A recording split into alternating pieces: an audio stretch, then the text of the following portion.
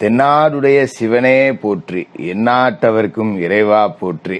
நேயர்கள் எல்லாருக்கும் வணக்கம். இந்த வீடியோவில் விசுவாவசு வருடம் ஆனி மாதத்திற்குண்டான ராசி பலன்கள் அப்படிங்கிறது தான் நம்ம பார்க்க போகிறோம்.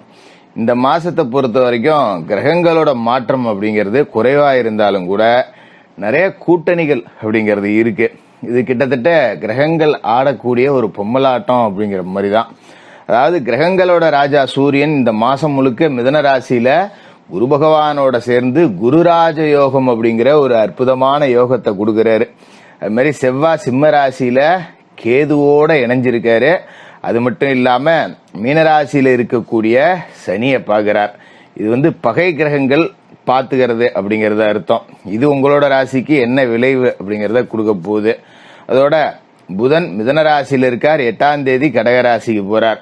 சுக்கிரன் மேசராசியில இருக்கார், 15ஆம் தேதி ரிஷபராசிக்கு போய் ஆட்சி பெற்று உட்கார போறார். குரு பகவான் மிதன ராசியிலையும் சனி பகவான் மீன ராசியிலையும் இருக்காங்க. ராகு கும்பராசியில இருக்கார். அதாவது சிம்மத்துல இருக்கிற செவ்வாய் 7ஆம் பார்வையா கும்பத்துல இருக்கிற ராகுவையும் பார்க்கிறார். கேது சிம்மத்துல செவ்வாயோட கூடி இருக்கு. அதாவது ஒரு சர்ப்ப கிரகம் கேது செவ்வாயோட கூடி இருக்கு, இன்னொரு சர்ப்ப கிரகம் ராகுவ செவ்வாய் பாக்குது. இந்த பார்வை, இந்த ஆட்சி, இந்த பரிவர்த்தனை, இது எல்லாம் சேர்ந்து உங்களுக்கு என்னென்ன பலன்களை கொடுக்க போகுது அப்படிங்கறத பார்ப்போம்.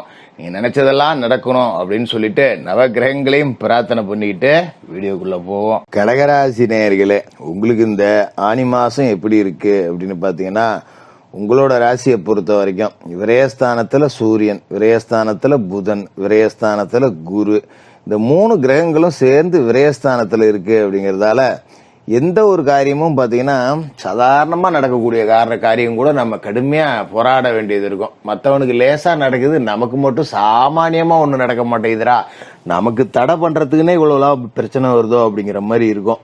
ஒரு கட்டத்துக்கு மேல ஒரு சலிப்பு வந்துடும். அட என்னடா போட, கடகராசியில பிறந்தது ஒரு கஷ்டமா, கடகராசிக்கு நல்லதே நடக்காதா, இவ்வளவு நாள் தான் அஷ்டம சனின்னாங்க, அஷ்டம சனி விலகி போச்சு, சனி 9ஆவது வீட்டுல இருக்காரு, இப்பயும் பிரச்சனை வருதுன்னா என்னதான் பண்றது அப்படிங்கிற மாதிரி இருக்கும். அது மாதிரி பாத்தீங்கன்னா கொஞ்சம் பிணி பீடை அப்படிங்கிறது தலை தூக்கும். தேவையில்லாத திடீர்னு பாத்தீங்கன்னா ஒத்த தலைவலி வரும், திடீர்னு மயக்கம் வரும், கை கால்லாம் அலர்ஜி மாதிரி வரும், என்னடா பூச்சிக்கடி மாதிரி இருக்கேன்னு பாக்குறவங்கலாம் கேட்பான். இந்த மாதிரியான பிரச்சனையெல்லாம் கொடுக்கும். நான் ஏற்கனவே இருக்கிற பண பிரச்சனை, மன உளைச்சல்ல இது வேறையா ஜோசியரை நீங்க வேற பயமுறுத்துறீங்களே அப்படின்னு நினைக்க வேண்டாம். இந்த மாசம் அடுத்தடுத்த நாட்கள்ல எல்லாமே நல்லபடியா மாறும். குறிப்பா எடுத்துக்கிட்டீங்கன்னா ஆனி மாசம் 8ஆம் தேதி கடகராசியான உங்க ராசிக்கு புதன் வந்துடுறாரு. அதாவது உங்களோட ராசியை பொறுத்த வரைக்கும் புதன் யாருன்னா விரையாதிபதி, சகாயஸ்தானாதிபதி. அவர் ஜென்மத்துக்கு வரும்போது நல்ல விரயங்கள் அப்படிங்கறதான் உங்களுக்கு கொடுப்பாரு. அதனால பயப்பட வேண்டியதில்லை. நிறைய சுப நிகழ்ச்சிகள் நடக்கும். ரொம்ப நாளா திட்டமிட்ட நிகழ்ச்சிகள் அப்படிங்கறதெல்லாம் இந்த காலகட்டத்தில் நீங்க செய்யலாம். அது மாதிரி வீட்டுக்கு தேவையான பொருள்லாம் வாங்குவீங்க. என்னத்தை சம்பாரிச்சு 10 ரூபா மிச்சம் வச்சு நம்ம என்ன பண்ண போறோம், ஜாலியா இருப்போம் போ அப்படின்னு ஒரு மனநிலை மாறும். கொஞ்சம் கை காசை சேமிச்சு சேமிச்சு சேமிச்சு வைக்கிறவங்க, கடுமையா உழைக்கக்கூடிய ஆட்கள் கடகராசிக்காரர்கள். அது மாதிரி காசு 10 ரூபா செலவே பண்ண மாட்டாங்க. கூடுமான வரைக்கும் கொஞ்சம் சிக்கனவாளிகளா தான் இருப்பீங்க. இப்போ உங்களுக்கு மனநிலை எப்படி மாறும்னா, இருக்கும்போது அனுபவிக்காம என்னத்தை சேர்த்து வச்சு தலையில ஏற்றிட்டு போறோம், உடு ஜாலியா இருப்போம் அப்படின்னு சொல்லிட்டு வீட்டுக்கு தேவையான பொருள்லாம் ஓடி ஓடி வாங்குவீங்க. ஏசி வாங்குறேன், ஃப்ரிட்ஜ் வாங்குறேன் அப்படின்னு சொல்லிட்டு ஏகப்பட்ட பொருள் அப்படிங்கிறத இந்த காலகட்டத்தில் வீட்டுக்கு வாங்கி போடுவீங்க. நிறைய ஆடம்பர பொருட்கள் வாங்குவீங்க. அது மாதிரி துணிமணிலாம் பாத்தீங்கன்னா டிப்டாப்பா இருக்கும். என்னடா ஆளு வித்தியாசமா இருக்காங்க, பார்த்தாலும் புது ட்ரெஸ் தான், செண்டு தான் அப்படிங்கிற மாதிரி பாக்குறவன் ஆச்சரியப்படக்கூடிய அளவுக்கு உங்களோட தோற்றம் அப்படிங்கறதே மாறும். அது மாதிரி வீடு கட்டுறது, கட்டின வீட்டை புதுக்கிறது, இந்த மாதிரி விஷயங்கள்லாம் கவனம் செலுத்துவீங்க. அது மாதிரி வீட்டுல பிள்ளைகள் இருக்கும், கல்யாண வயசுல அவங்களுக்கு ஆடம்பர பொருட்கள் வாங்கி கொடுப்பீங்க. வீட்டுக்கு தேவையான சீர்வரிசை பொருள்லாம் வாங்கி கொடுப்பீங்க. செலவு பண்ணக்கூடிய மாசம், ஜாலியா செலவு பண்ணுவோம், சம்பாரிச்ச காசு செலவு பண்ணுவோம்டா அப்படின்னு சொல்லிட்டு ஒரு கலகலப்பா இருக்கக்கூடிய ஒரு மாசமா இந்த கடகராசிக்காரர்களுக்கு ஆனி மாசம் அப்படிங்கிறது இருக்கும். நமக்கே தெரியாது, என்னடா இது திடீர்னு இப்படி செலவு பண்றானே அப்படின்னு 4 பேர் சொல்றக்கூடிய அளவுக்கு நமக்கு அது ஒரு ஆச்சரியத்தை கொடுக்கும். அப்படிப்பட்ட ஒரு ஆளா மாறுவீங்க. அது மாதிரி மாமா மச்சான் வழியில நிறைய சுப நிகழ்ச்சிகள்லாம் நடக்கும். மாமன் மச்சின, பொண்ணு கொடுத்த இடம், பொண்ணு எடுத்த இடம், தாய் மாமன் வகையில இது மாதிரி ஏகப்பட்ட விருந்து விசேஷங்கள் இருக்கும். எல்லாத்துக்கும் போய் முன்னாடி நின்று 10 ரூபா செலவு பண்ணி செஞ்சுட்டு அவர்களோட நேரத்தை நல்லபடியா செலவு பண்ணுவீங்க. அது ஒரு கலகலப்பா இருக்கும். சொந்த பந்தத்தோட ஜாலியா இருக்கிறது அப்படிங்கறது இந்த மாசத்துல உங்களுக்கு அமையும். அது மாதிரி மாச தொடக்கத்துல மேசராசியில சுக்கிரன் இருக்கார். 15 தேதி வரைக்கும் மேசராசியில தான் சுக்கிரன் இருக்கார். ராசிக்கு 10வது வீட்டுல இருக்காரு. அப்ப உங்களை பொறுத்த வரைக்கும் லாபாதிபதி 10வது வீட்டுல இருக்காரு அப்படிங்கிறது நல்லதுதான். தொழில் நல்ல விருத்தி அடையும். தொழில் ரொம்ப சிறப்பா இருக்கும். பொருளாதாரம் அப்படிங்கிறது ஒரு தேக்கம் இல்லாம நமக்கு இருக்கும். எப்பவுமே 10 ரூபா கையில காசு இருக்குடா அப்படிங்கிற மாதிரி ஒரு சந்தோஷம் அப்படிங்கறத கொடுக்கும். சொந்த தொழில் செய்யறவங்களுக்கு வியாபாரம் வழக்கமா ஒரு 1000 ரூபாய் டெய்லி கிடைக்குது அப்படின்னா ஒரு 1200 ரூபா 1300 ரூபா லாபம் கூடுதலா கிடைக்கக்கூடிய அளவுக்கு நல்ல வருமானம் அப்படிங்கிறது இருக்கும். சில பேர் தொழிலை விரிவாக்கம் செய்யலாமா அப்படின்னு யோசிக்க ஆரம்பிப்பீங்க. ஒரு கடை வச்சிருக்கேன், நல்லா போயிட்டு இருக்கு வியாபாரம், ஏன் இன்னொரு கடையை வேற எங்கேயாவது ஒரு மெயின் பஜார்ல கொண்டு போய் போடக்கூடாது, இல்ல பக்கத்து ஊர்ல கொண்டு போய் போடக்கூடாது, அப்படியே தொழிலை ஏதாவது பண்ணி பெருக்கணும் அப்படின்னு முன்னுக்கு கொண்டு வரணும்னு நினைப்பீங்க. அது மாதிரி வேலையாட்கள் சேர்ப்பீங்க, புதுசா முதலீடு போடுவீங்க. இன்னும் 2 பேரை வேலைக்கு போட்டாலும் சரி பார்த்துக்குவோம், ஒரு தொழில் நல்லா தான் போயிட்டு இருக்கு, இதை பெருக்கணும், இதை வச்சு டெவலப் பண்ணணும் அப்படின்னு ஒரு முடிவுக்கு வருவீங்க. அதுக்கும் இப்ப கொஞ்சம் நேரம் நல்லாவே இருக்கு அப்படிங்கறதால நீங்க பயப்பட வேண்டியதில்லை. சில பேர் கூட்டு தொழில் தொடங்கலாமான்னு யோசிப்பீங்க.